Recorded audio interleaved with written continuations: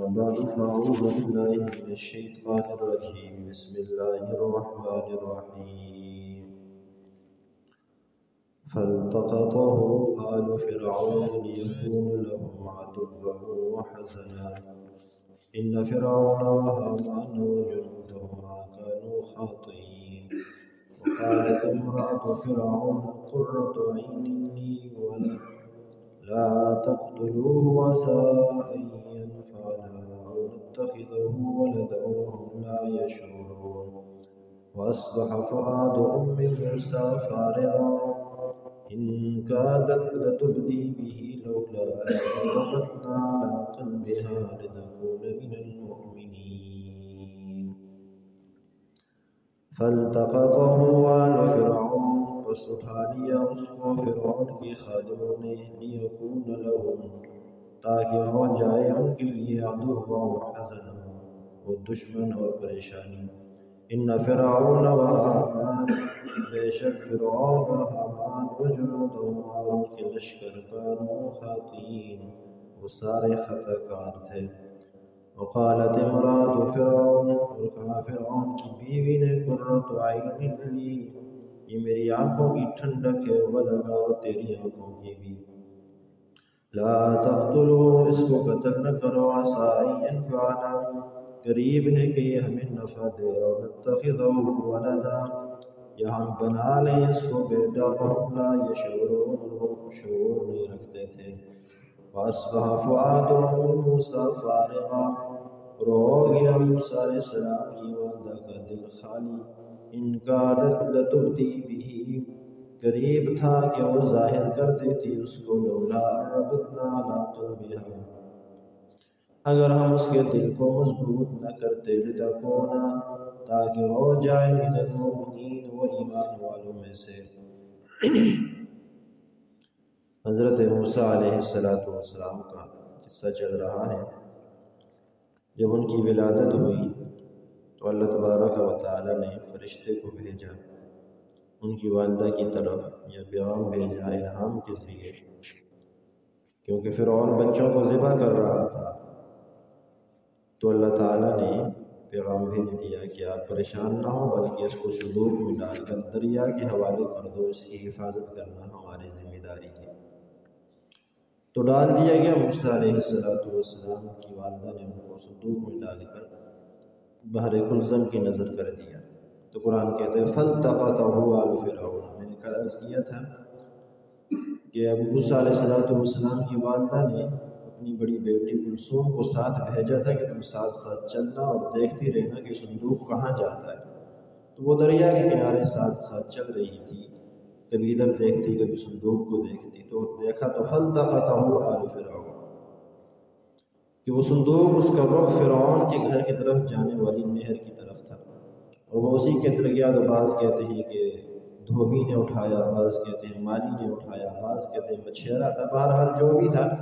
فرعون کے کرندوں میں سے تھا فرعون کے دربار کا آدمی تھا اس نے اس صندوق کو اٹھایا اور فرعون کے دربار میں لے کے چلا گیا اب آگے اللہ تبارک و تعالیٰ فرماتے ہیں لیکون لهم عدوا وحزنا اب انہوں نے صندوق اٹھا تو لیا ہے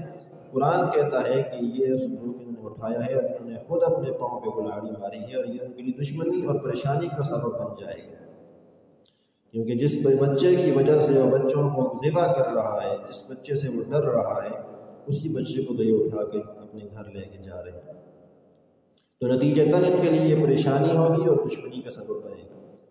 ان فرعون و حامان و جنودہما کانوا خاطئین تو آگے قرآن کہتا ہے کہ فرعون حامان اور اس کا پورے لشکر گناہ گار تھا خطا کار تھا اس نے بڑا جرم کر دیا تھا کہ اس نے 12,000 بچے یا 70,000 بچے اس نے اپنی اقتدار کے لیے ذبح کر دیے تھے جب بچے کو اٹھا کے لے کے جایا گیا اندر موسیٰ علیہ السلام کو صندوق کو جب اٹھا کے لے جایا گیا جب صندوق کھولا تو صندوق کے اندر ایک خوبصورت بچہ تھا تو اس وقت فرعون کی بیوی آسیہ بنت مزاحم یہ بڑی نیک خاتون تھی یہ سامنے آ گئی اس نے کہا اس بچے کو میں نہیں قتل کرنے دوں قرۃ عین لی وقالت امرأة فرعون قرۃ عین لی یہ تو میں اس کو تمہیں اپنی آنکھوں کی ٹھنڈک بناؤں گی میری آنکھوں کی بھی ٹھنڈک بنے گا ولک اور فرعون تیری آنکھوں بھی کی ٹھنڈک بنے گا لہذا لا تقتلوا اس کو قتل نہ کرنا بلکہ اس کو زندہ چھوڑو فرعون کے دل میں خطرہ کھٹک رہا تھا، اس نے کہا نہیں ہو سکتا کہیں ایسا نہ ہو کہ سارے بچوں کو مارتے مارتے اس ایک کو چھوڑوں اور یہی میری اقتدار کے زوال کا سبب بن جائے، میں نہیں چھوڑوں گا اس کو، خطرہ تھا۔ بیوی نے کہا نہیں، اس وقت بیوی جیت گئی، سامنے آ گئی کہ نہیں میں نہیں ذبح کر، اس کو قتل نہیں کرنے دوں گی۔ قرۃ عین لی ولک لا تقتلوہ